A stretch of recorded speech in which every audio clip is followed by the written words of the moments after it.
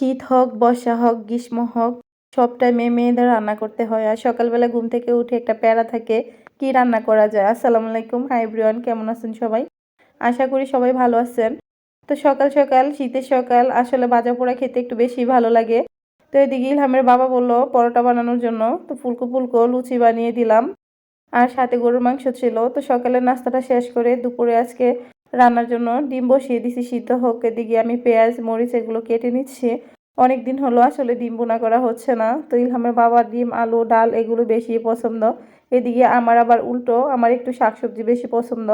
তো দেখা গেছে আমার দিকটা মানে গুরুত্ব দিতে যে ওর দিকটা আর গুরুত্ব দেওয়া হয় না। তাই আজকে ওর জন্যই ডিম ভুনা করবো। আজকে প্রত্যেকটা খাবারই ওর পছন্দের। তো এদিকে আমি সালাদ বানাবো, টমেটোগুলো কেটে নিয়েছিলাম। আর আজকে পোলাও রান্না করব, যেহেতু গরুর মাংস আছে আর ডিম ভুনা করব, সাথে পোলাও সালাদ সিম্পলি, মানে যতটা ইজিভাবে রান্নাটা করা যায় আর কি। এদিকে বাইরের ওয়েদার আজকে খুবই খারাপ, খারাপ বলতে প্রচণ্ড ঠান্ডা। ঠান্ডার দিন আসলে আমাদের কাছে খুবই ভালো লাগে, কিন্তু ইলহামকে নিয়ে একটু ঝামেলা পোহাতে হয়। কারণ ইলহাম বাহিরে বের হতে চায়, বেশি একটা ঘরে থাকতে চায় না। ও বাহিরে বের হয়ে অভ্যস্ত, যেহেতু আমরা গ্রামের মানুষ, গ্রামের বাচ্চা কাচ্চারা একটু বাহিরে ঘোরাফেরা বেশি করে। তার ইলহামের বাবার সাথে ও তো দেখা যায় রোজই বের হয়। তো কয়েকদিন ধরে ঠান্ডার কারণে একটু কমই বের করতেছি। তো এদিকে সকালবেলা ইলহামের বাবার সাথে ও আজকে চিল্লাচিল্লি করে বাজারে চলে গেছে। ও আজকে ঘরে নাই। তো আমি যখন ভিডিও করছিলাম তখন আর আজকে বিরক্ত করে নাই। কথা বলতে বলতে আমি পোলাওটাও রান্না করে নিছিলাম। আর পোলাওর মধ্যে আমি ঘি দিয়ে দিছি, দিয়ে আরও 5 মিনিট দমে বসিয়ে দিছি। আর এই ঘিটা আমার নিজের হাতে তৈরি করা। আর এর ফ্লেভারটা আসলে অনেক স্ট্রং। আর বাজারের কিনা ঘিটা একটু কমই ব্যবহার করি। যখনই ঘরে থাকে সর জমিয়ে রেখে দেই, তখনই দেখা যায় নিজে ঘিটা তৈরি করে নেই। এদিকে আমি ডিমটাও ভুনা করে নিছি। আর আজকে শর্টকাটই রান্না হয়েছে আলহামদুলিল্লাহ, ততটাও ঝামেলা পোহাতে হয় নাই। আর এমনি তো শীতের দিন দেখা যায় রান্না করতে তেমন একটা কষ্ট লাগে না, কিন্তু কাটার দোয়া করতে একটু ঝামেলা মনে হয়, তখন একটু বেশি ঠান্ডা লাগে।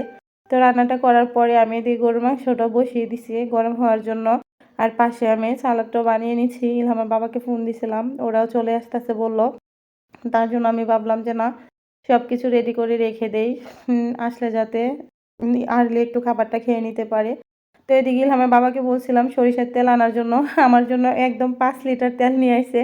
তো সরিষার তেলে তো শুধু মাছ রান্না করা হয়, আর দেখা যায় অন্যান্য তরকারিগুলো রেগুলার যে রান্নার তেল সয়াবিন তেল ওটা দিয়ে রান্নাটা করে নেই। তো কিছু করার নাই, যেহেতু নিয়ে আসছে। আর এদিকে বাবা ছিল বাইরে থেকে চলে এসেছে। তো ইলহাম নাকি আসতে চাইছিল না বাজার থেকে। তো ইলহামের বাবা জোর করে রান্নার কারণে ও একটু কান্নাকাটি করছিল। তো আমি ওকে একটু দুষ্টামি করে চেষ্টা করছি একটু হাসানোর জন্য। তো আলহামদুলিল্লাহ অবশেষে পারছি। ও আসলে নাছার বান্দা, ও যা চায় তাই দিতে হয়, আর ওর যা মন চায় তাই করতে হয়। ওর ইচ্ছার বিরুদ্ধে আমরা চাইলেও কিছু একটা করতে পারি না। তো ওদিকে বাহিরে যাওয়ার পরে ওকে চকলেট দিছে অনেকগুলো। ওর একটা বাইয়া হয়, এগুলো আমাকে দেখাচ্ছিল। আর এ ছিল আজকে রান্নাবান্নার আয়োজন, ডিম বোনা, আর এখানে মাছের ঝুড়ি ছিল, এগুলো গতকালকে। আমি আর একটু তেলে ভাজি করে নিছি গরুর মাংস বোনা। তো খাবার দাবারের পরে বিকেলবেলা বড়ি খাইছিলাম বেশি করে লবণ মরিচ দিয়ে।